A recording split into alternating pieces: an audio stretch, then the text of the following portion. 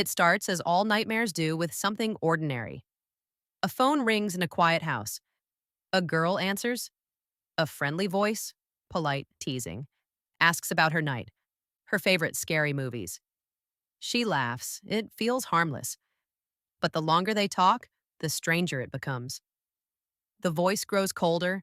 It starts asking questions it shouldn't know the answers to.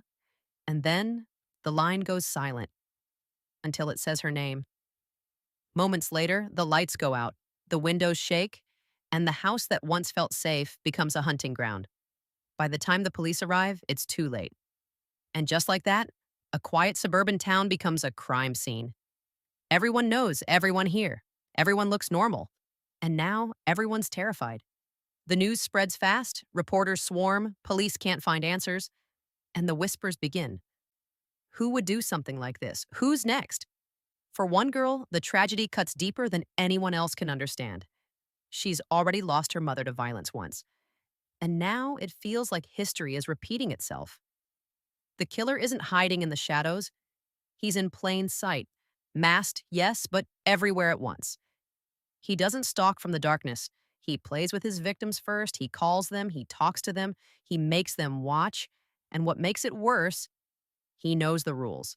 Because this killer doesn't just love murder, he loves horror movies. He plays by their logic. He mocks them. He rewrites them. He turns every cliche into a weapon. If you say, "I'll be right back," you won't be. If you run upstairs, you're dead. If you think you're safe because you're the hero, think again. The people in this story have seen every movie. They think knowing the rules will save them. But that's the trick. The rules don't matter anymore. One by one, the bodies pile up. Each death more brutal, more personal, more theatrical. And the calls keep coming. Always the same distorted voice. Always the same question. What's your favorite scary movie?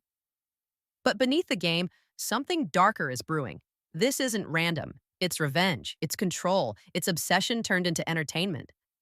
When the killer finally steps out from behind the mask, the truth is worse than anyone imagined. It's not a monster. It's not a stranger. It's people. Ordinary, familiar, smiling faces. The kind that sit beside you in class. The kind you tell your secrets to. They weren't driven by madness. They were driven by the story. By the thrill of becoming the villain everyone talks about. But their script doesn't go as planned. Because the final girl, the one they thought they could break, isn't following their rules anymore. She's smart. She's furious. And she's done being a victim. The tables turn.